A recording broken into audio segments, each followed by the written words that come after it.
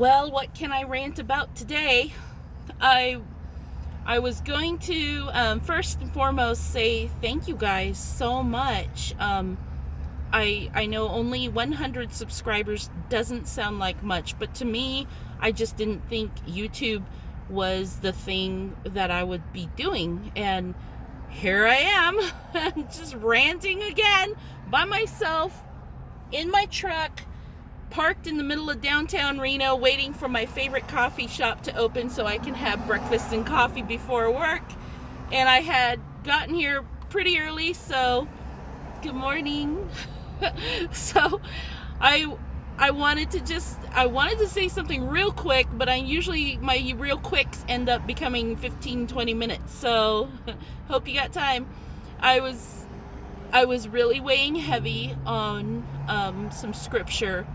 I am over the drama with family, and it's just friends.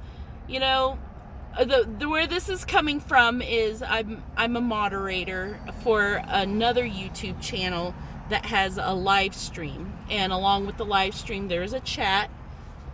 And while the chat is rolling, there's some of us. I've been a moderator since September of last year, and all the live stream is a wildlife live camera. So I mean, we're watching wildlife, for crying out loud.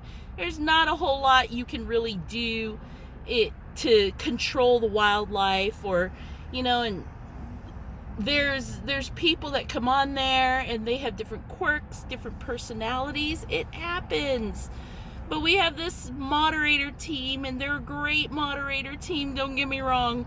But geez, if people don't stress out about something in their life, it seems like they just can't manage. I don't know. It's like sitting there, like, I don't like the way this person says this all the time. And it's like the implementation of control over a live stream chat just seems like a bit much. Now, if they're dropping F-bombs on this live stream and we have little kids watching, I'm going to delete your comment. If you're going to get on there and be abusive with other chatters, I'm going to ban you from the channel. But we have like lengthy behind the scenes discussions about, I think from now on, when this person comes on and they want to like say what they want to say, we should implement that, he say, in my opinion, and make sure that it's just like, so we're going to try to tell people that we are going to control their speech. That's my problem. And it seems very menial. I mean, I don't usually participate in that conversation. I just kind of let them, if they want, if the YouTube channel owner wants that to be done, fine, let them do it. But I'll bring a small personal part of my life into this, and this is why I kind of feel strongly about it. Is my mother was a very controlling person. It was not borderline abusive. It was straight up abusive. There was a verbal abuse, not physical abuse, but just verbally abusive, mentally crippling for a child to go through. And how I've managed to not become a complete psychopath, I hesitate, because sometimes I think maybe I am. I don't know.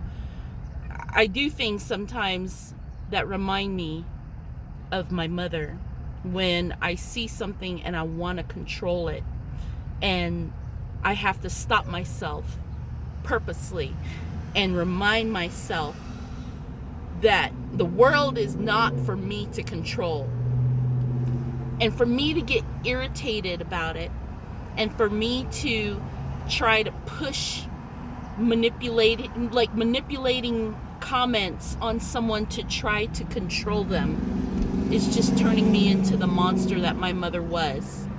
And I say monster because I came to a point in my life There was a day when I was when my son was 5 years old. I was still in the Air Force. She came to visit us on base housing. Totally fine. I told her she has a habit of going on these angry rants. Not like the rants that I have. Like I have a rant and I'm just like da da da da da da da da, and then I'm good. But her rants are repetitive. It's things that she brings up from 20, 30, 50 years ago, before I was even born. And the worst part is, most of it is hatred toward my father, who passed away, had just passed away that year in 2008. And I told her, I said, if you start on one of your rants about Dad in front of my son, you're gone. You're going to be asked to leave. Oh, I wouldn't do that. You are just so paranoid. Why are you always thinking negative? That's what manipulative people do. They take your caution and they make you sound like the bad guy. You're so manipulative. You're so negative. You always do this. You always talk negative in front of your son. No. You should be a better mother. Okay, Ma, I let it go. But sure enough, day 2, she couldn't help herself, started talking crap about Dad, and she started getting all worked up. And I started telling her, I said, Ma, you promised not to do this. You said you wouldn't. I'm not doing anything. You're doing it. And then the shouting started, and the anger. And to a 5-year-old child, it's frightening. And I'm a mama bear. I'm totally a mama bear. My boy's 17 now, and I'm still very protective. And I try just to let him learn about the world. But at 5 years old, I'm still in charge of that. And I told her to leave, because when my son's standing at the bottom of the stairs just crying because she's up at the top of the stairs screaming with anger, I don't care who you are, that's my baby. And ever since then, I have never let her in my life again. That was in 2008. We've far surpassed 2018. We are in 2021. So that's 13 years without Grandma in our life. Do I talk about her with my son? I do. I tell him only the positive things. But for somebody to be that controlling, not just of what you do, like if you do something they don't like, oh, you really shouldn't do that, here, let me do it for you. That's another one. But they also control your emotions, and that's not right. I'm a big advocate for Toby Mac's promotion of Speak Life. When every encounter that you have with somebody, you either give life, even if you don't say anything, even if you just look at them. Have you ever walked into a church? How do people look at you? Do any of you have like tattoos or crazy piercings? And you see somebody like that walk into a Southern Baptist church down in Dumas, Texas? Oh, they gonna look at you. They're just a little bit, they're from the city, people. I'm allowed to say that because my daddy was from Dumas, Texas, and I've been to the Southern Baptist Church there, and the one I finally found was great. They all knew they were sinners, and they loved you for being a sinner too. But there's some that you walk into. There's even a church up here in Reno that I was asked to withdraw my membership because, God forbid, I was not perfect. And when you walk into a place and somebody gives you a look, you know whether or not that person is welcoming you or just, sometimes you just pass somebody on the sidewalk And if they're looking up at you and you just smile at them and good morning, as opposed to just that look like, what is he staring at? You know what I'm saying? You can make that difference in somebody's life, and speak life is what I'm all about. I mean, I do have my prejudices. I do see people on the street. Reno's not perfect. There's a lot of homeless people here. Some look scarier than others, but to me, I think I want to say the scarier they look, the more I try to smile at them. Because maybe they don't mean to look scary, but if it's just a bad day, perhaps this can make a difference. I don't know. But, you know, when talking about people who implement a lot of control and abusive control, if you're going to be that person that has to say something mean and snarky to manipulate somebody, you're not speaking life. You're slowly killing them. You're bringing them closer to a death of the heart. And I know what that's like. I remember sitting in my room on days as a young girl wondering, what is wrong with me? What is wrong with me, and why me? Why am I even here? Then, especially for young teenagers or anybody, the thoughts of taking your own life comes around. That's the damage that you can do, the difference that you can make with your words. Sometimes when somebody just seems like an asshole, or they're being a complete bitch, you don't know what is happening in here. So don't assume that they're doing it because you're better than them.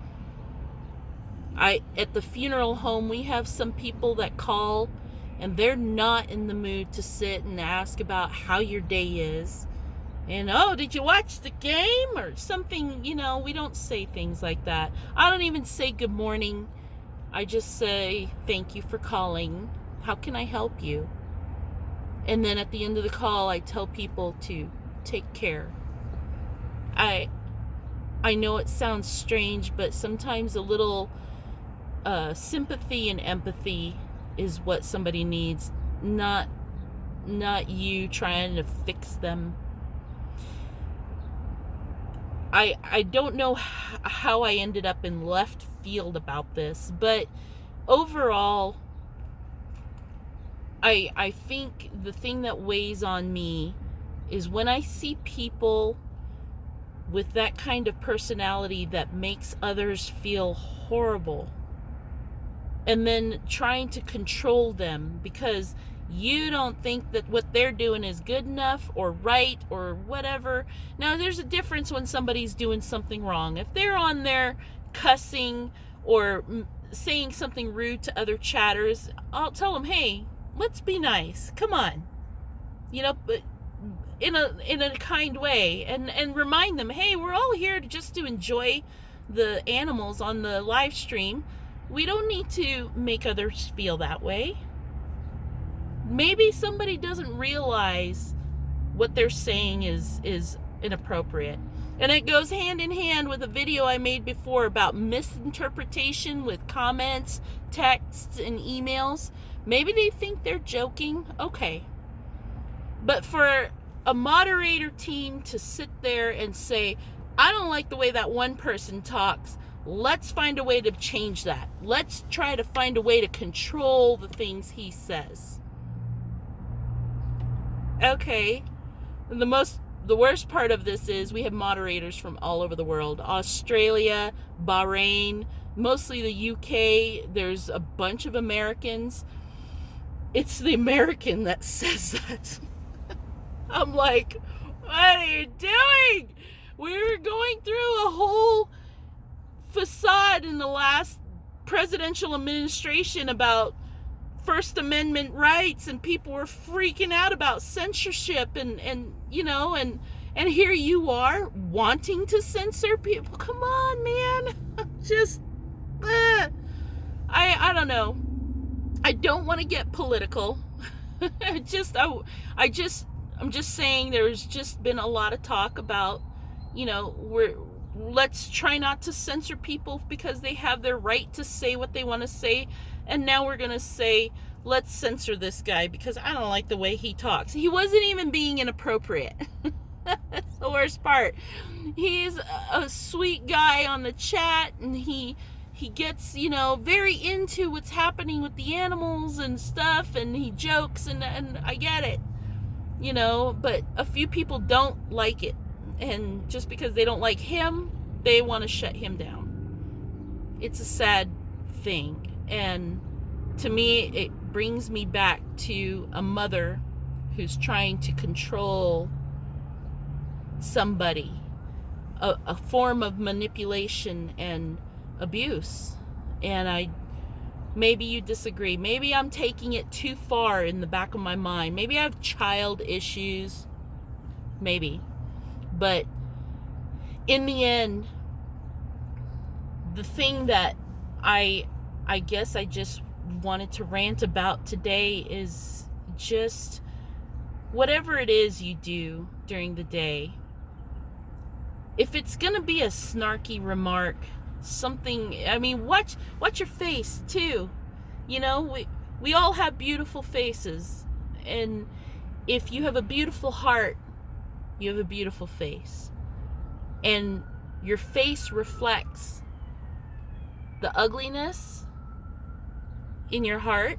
If you're looking at somebody like they're just pathetic, people can see that, or if you have beauty in your heart and you want to uplift somebody, it shows. If it's in your heart, it comes right out and shows. This is the projector for this.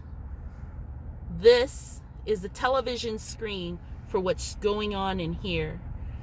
And if somebody looks upset, maybe something very bad is going on in their heart. Maybe they just need a little screenshot of this. I don't know. Maybe I'm sounding like crazy corny right now, but I just think that I've seen the face of somebody who's about had it with this world. I think we all have, and I have seen a face make an entire difference in my day, and it doesn't even take words. It can just take a smile. So I always end up back at this square about loving each other. I guess I picked the perfect theme for my own YouTube videos is that I love you guys, and I hope that you guys do love each other. And thank you for listening to my rant. And there'll be more. I'll always make more. If you guys keep watching them, great. I'm here for you. I'll post more videos of my chickens. I'll post videos of my animals. I'm gonna have to introduce you to Jazzy. Somebody said something about, you talk about your chickens and the turtle and the cat, but who's the dog? So I'm gonna need to introduce you to Jazzy. She's a sweetheart, and tell you about her story. So I do love you guys very much. Your comments were just, I couldn't believe, I thought I was the only nutcase out there, the only crazy Jesus freak that is just like passionate about this. And to see the passion in others, Mr. Pennington, thank you, Mr. Pennington, for pointing out Isaiah 30. Started delving into that. I started reading that since last night. Oh, I may make a video about that because I love the strength in that scripture. It's profound, and some of it's downright scary, but it's something I just really need to look into a little longer, and then let's talk about it. So thank you, sir. I appreciate you guys, and I'm just so happy that I'm not the only one. I'm not alone out there. And my inspiration, Mr. Barricade Garage, I couldn't believe it. I got a shout out. I was just this crazy woman that just talks to myself to my phone. And now I realize that this guy who is a pillar of strength and faith, he just like notices me. It's a little bit like being starstruck, but I thank you. I mean, just the feeling that I know I'm not out here by myself trying to make this world a better place means the world to me. So I love you guys, and it's time to go have breakfast. So whatever you do, wherever you go, try to love on somebody today and love each other and speak life to them, and stay salty. Take care.